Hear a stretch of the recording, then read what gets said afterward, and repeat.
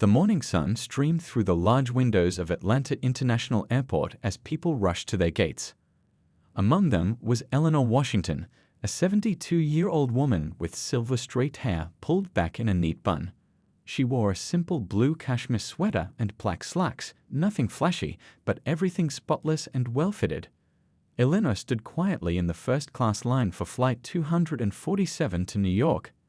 Her wrinkled hands held her ticket and passport close to her chest. Most people would never guess that this humble-looking elderly black woman actually owned Apex Airlines. Eleanor liked it that way. For over 50 years, she had built her business from nothing, starting with just 2 small planes and a dream. Now her company flew thousands of people across the country every day. "Next, please," called out a young flight attendant at the gate. Eleanor stepped forward with a gentle smile. The name tag on the flight attendant's crisp blue uniform read Melissa. She was new. Eleanor could tell because she hadn't seen her on this route before, and Eleanor took this same flight every month to visit her grandchildren. Melissa barely looked at Eleanor before her eyes flicked down to the ticket. Her perfectly shaped eyebrows suddenly pulled together. "Excuse me, ma'am," she said in a tone you might use with a confused child. "This is the first-class boarding line. Economy passengers need to wait in that line over there." She pointed to a much longer line across the way. Around them, conversations quieted as people turned to watch. A businessman in an expensive suit looked over his newspaper.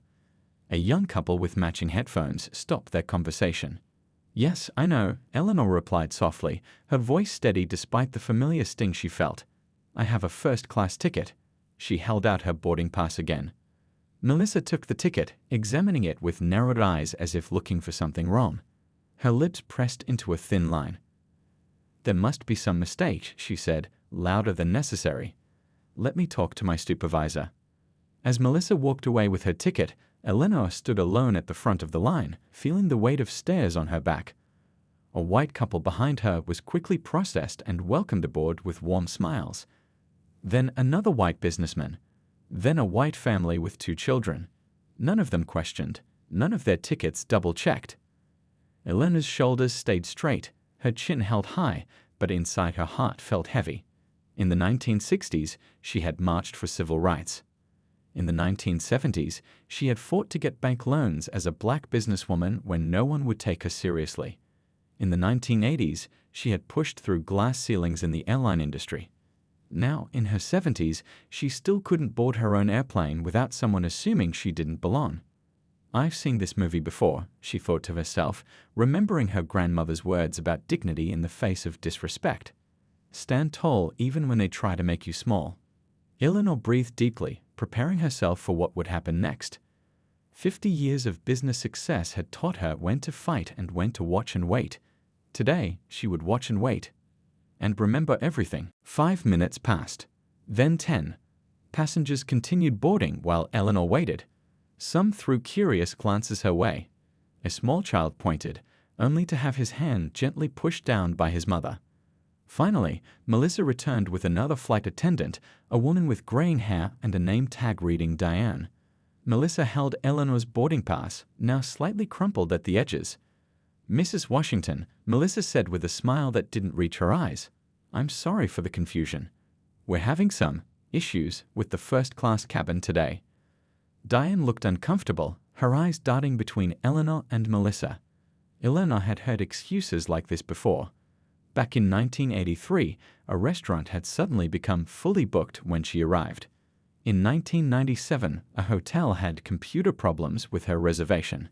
And now, in her 70s, her first-class seat on her own airline was having issues.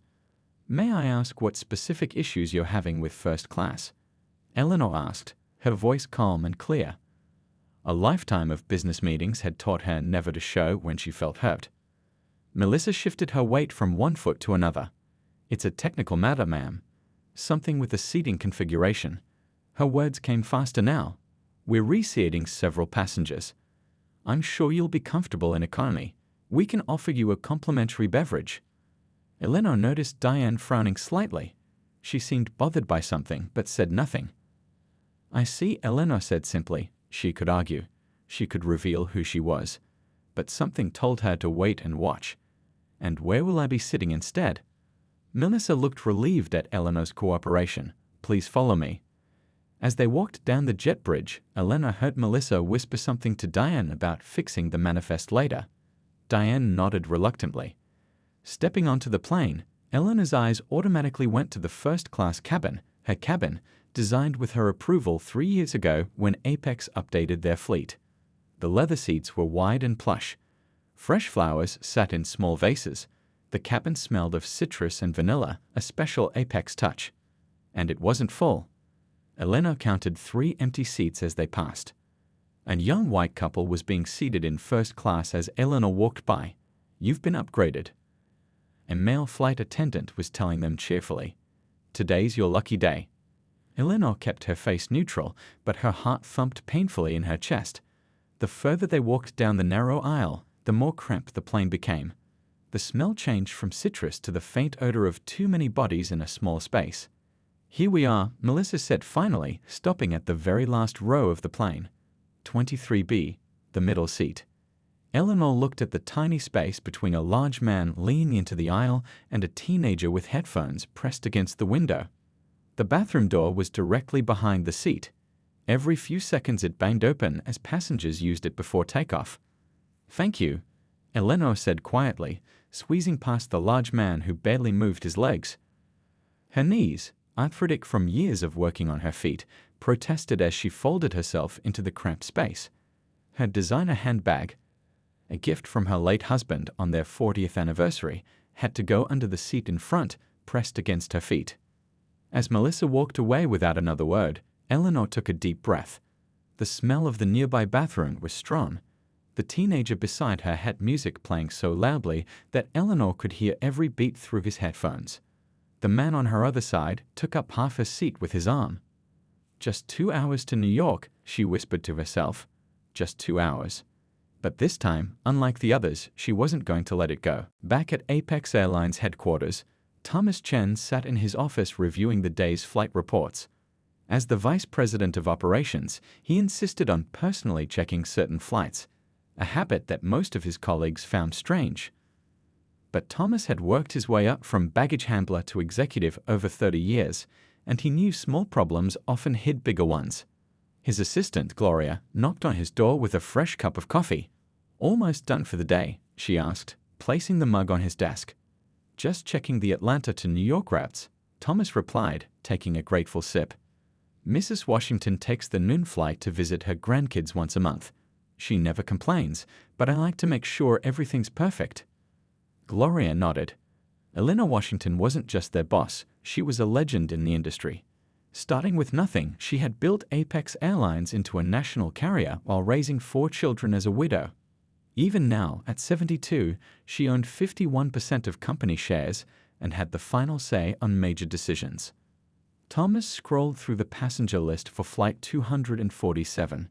His fingers froze over the keyboard. That can't be right, he muttered. What's wrong? Gloria asked. Mrs. Washington is listed as being downgraded from first class to economy, seat 23B. Thomas's voice rose with each word. That's the worst seat on the plane, middle seat, last row, next to the bathroom. Gloria leaned over to look at the screen. There must be some mistake. Why would she be downgraded on her own airline? Thomas was already reaching for the phone, dialing the gate manager at Atlanta. The call went through, and he could hear the bustle of the terminal in the background. This is VP Chen. I need information on a passenger downgrade on Flight 247 to New York. Eleanor Washington. The gate manager's voice came through, hesitant and confused. Let me check, sir. The sound of typing filled the pause. Yes, I see it here. The flight attendant reported the first-class cabin was fully booked due to overbooking. Thomas frowned. Was it overbooked? More typing, a longer pause. No, sir. In fact, after Mrs. Washington was downgraded, 3 passengers were upgraded from economy to first class. Thomas's grip tightened on the phone. 3 passengers were upgraded. Who authorized that? The flight attendant, Melissa. She's new, just finished training last week. And Mrs. Washington's first-class seat. The manager's voice dropped. Given to a younger couple who was celebrating their anniversary. Thomas closed his eyes, trying to control his anger. Did anyone recognize Mrs. Washington? I don't think so, sir. She doesn't like attention, as you know. And Melissa is new. She probably has no idea who Mrs. Washington is. No idea that she just sent the owner of the entire airline to sit by the bathroom. Thomas's voice was quiet now, which Gloria knew was more dangerous than when he yelled. Sir, what should we do? The manager asked. Thomas was already pulling up Melissa's employee file. First, call the cabin crew manager on duty at JFK. Have someone waiting when that plane lands. And find out who was supervising Melissa. I want to know why they allowed this. As he hung up, Gloria asked, Are you going to tell Mrs. Washington you know? Thomas shook his head. No.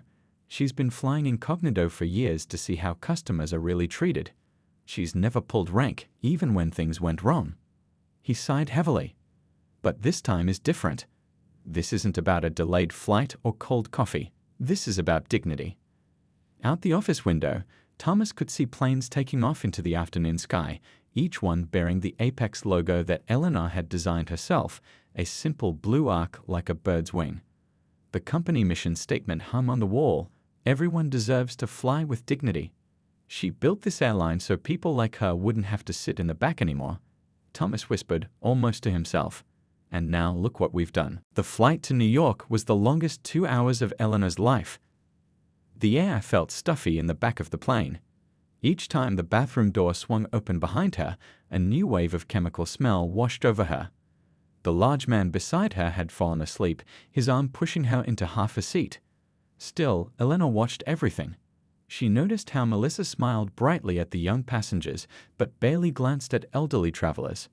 She saw how the Asian family across the aisle had to ask 3 times for water, while the white businessman in front got his drink refilled without asking.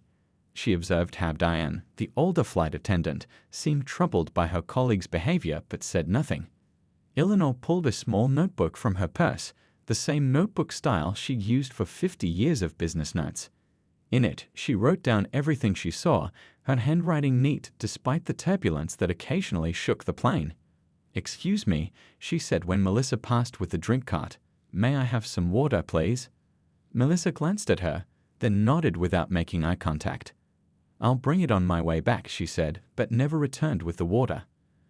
A young flight attendant Eleanor didn't recognize eventually brought her a cup. "Sorry for the wait," he said kindly. "We're a bit short-staffed today." "Thank you," Eleanor replied, noticing his name tag read David.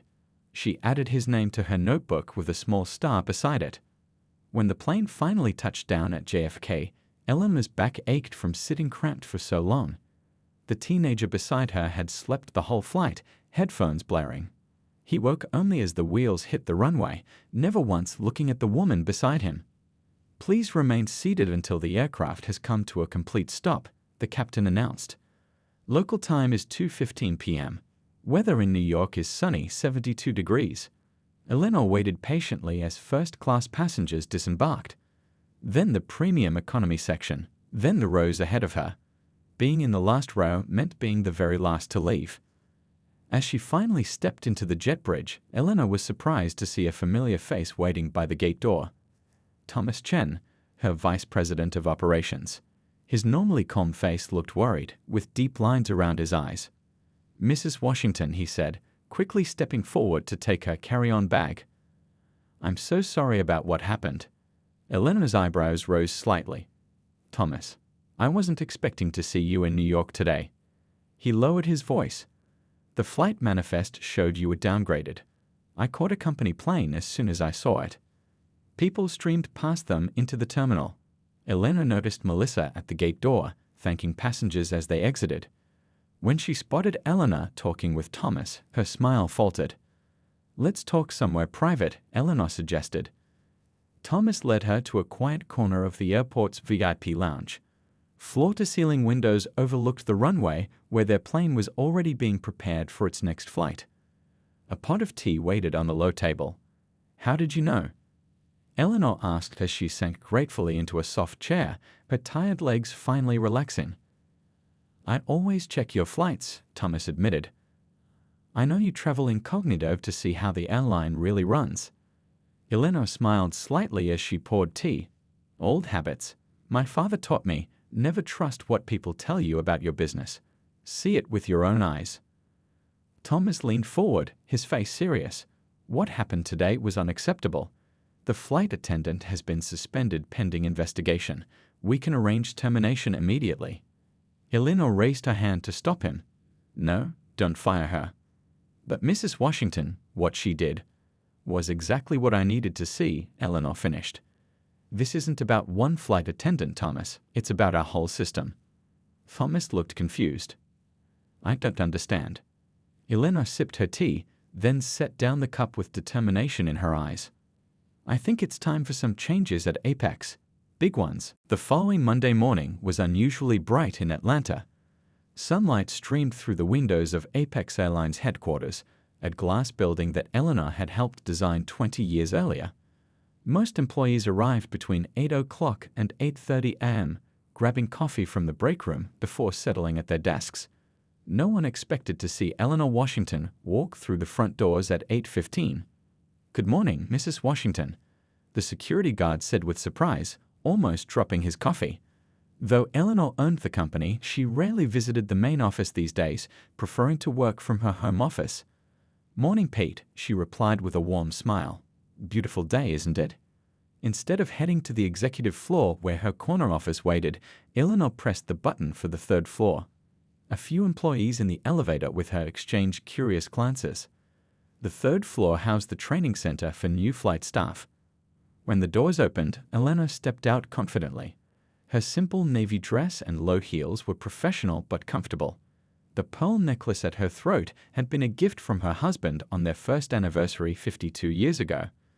The training center was busy with a class of 30 new flight attendants in their final week of instruction. Through the glass walls, Eleanor could see them practicing safety demonstrations.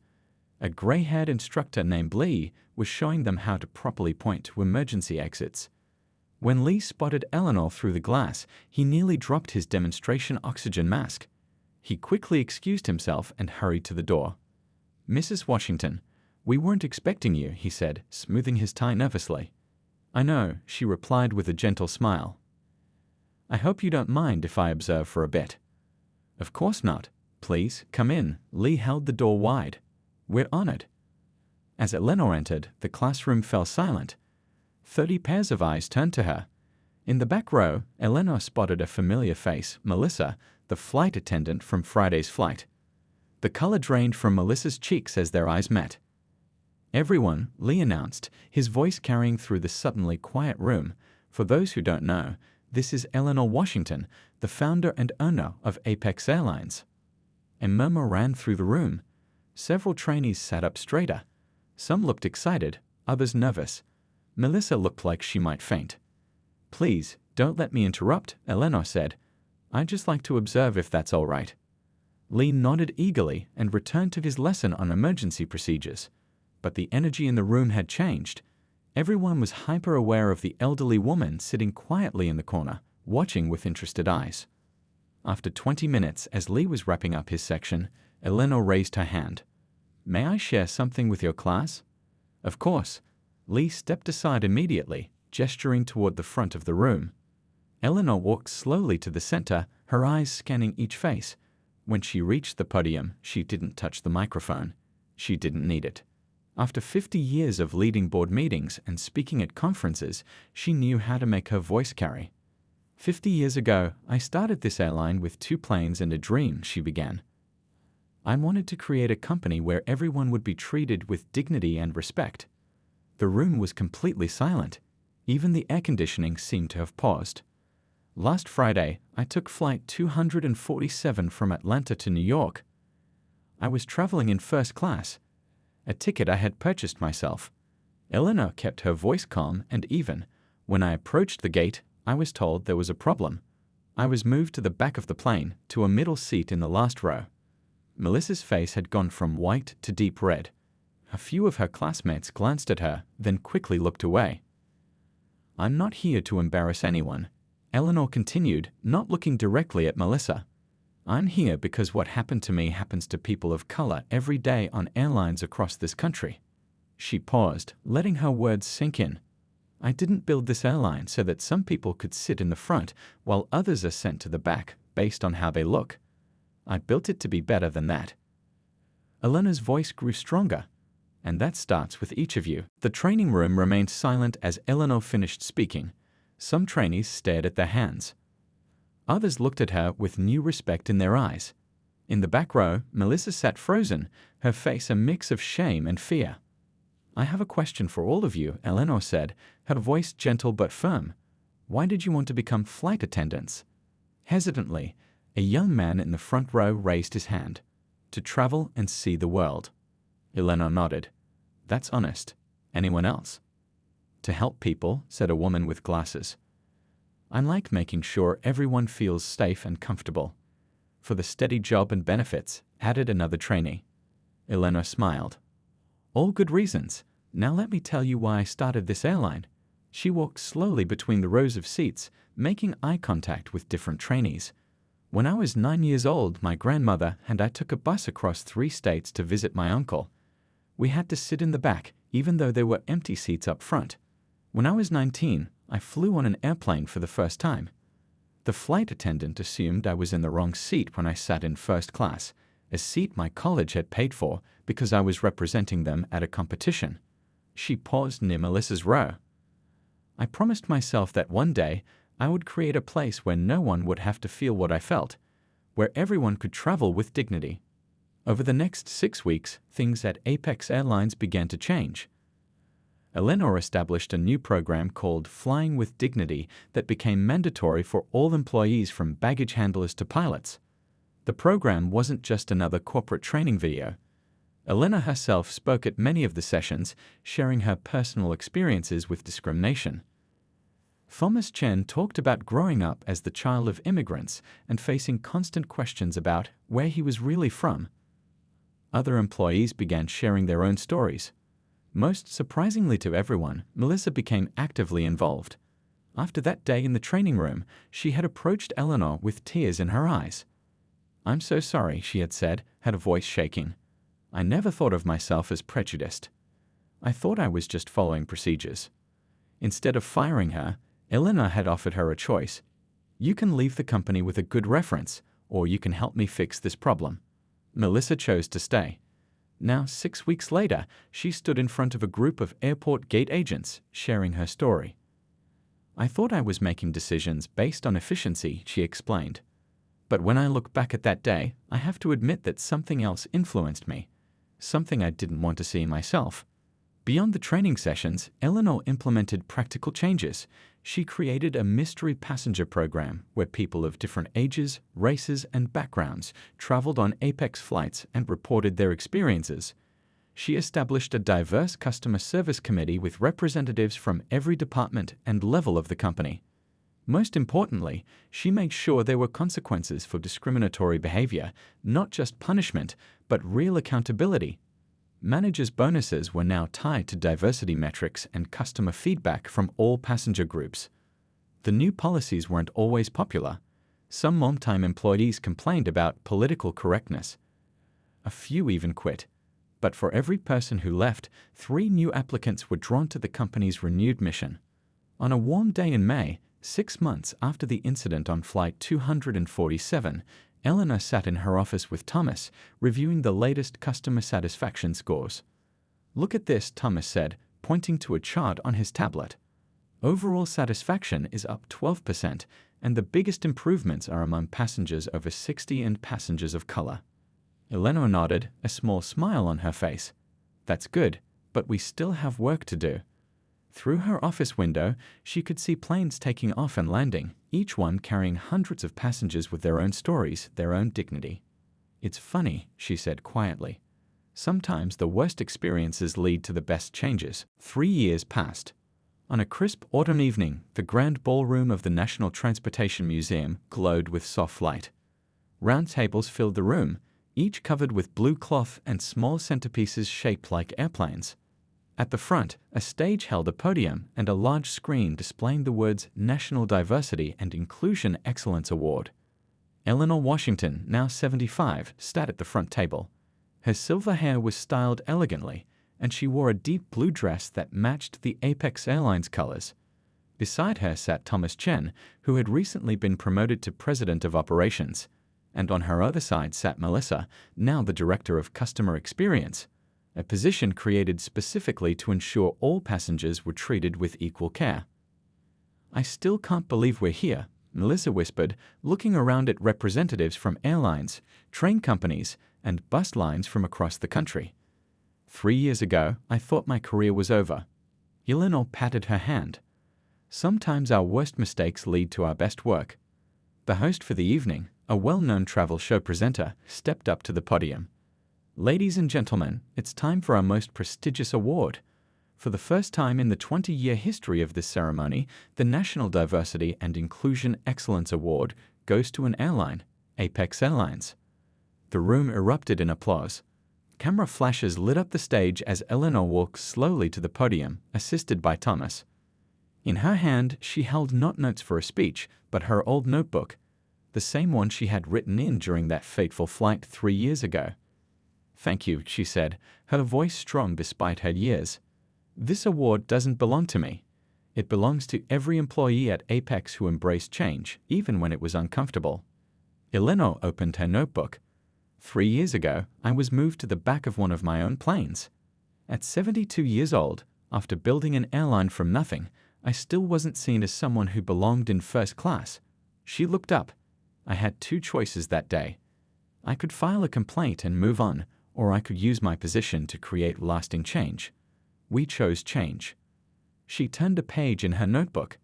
Since then, we've trained over 8,000 employees in meaningful diversity practices.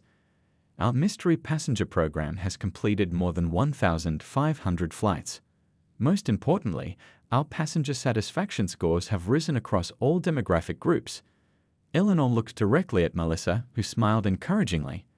"We also learned that change doesn't mean punishment, it means growth. One of our most valuable leaders today was the very flight attendant who sent me to the back of the plane."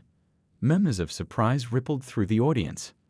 The real test of a company isn't whether mistakes happen, it's what you do after they happen. Eleanor closed her notebook. "At Apex, we decided to do better. Not just with fancy statements on our website, but with real, measurable actions every single day." As she accepted the glass trophy, the screen behind her changed to show the new Apex Airlines advertisement campaign, real employees of different ages, races, and backgrounds standing together on an airport tarmac with a simple tagline, "Everyone belongs in the sky." 2 months after the award ceremony, a first-time flyer boarded an Apex flight. She was elderly, using a cane, and looked nervous. A flight attendant, one of Melissa's new hires, immediately approached her. "May I help you to your seat?" she asked kindly. "I'm in 2A, the woman said, showing her ticket. "I've never flown first class before. My grandchildren saved up to buy me this ticket for my 80th birthday." "What a wonderful gift," the flight attendant said, taking her bag. "You'll love it, and we're honored to have you with us." As they walked to the front of the plane, the woman noticed a photo near the entrance, Eleanor Washington standing with a diverse group of employees. Underneath was a small plaque that read, "Everyone flies with dignity." In her office back in Atlanta, Eleanor looked at the same photo on her wall.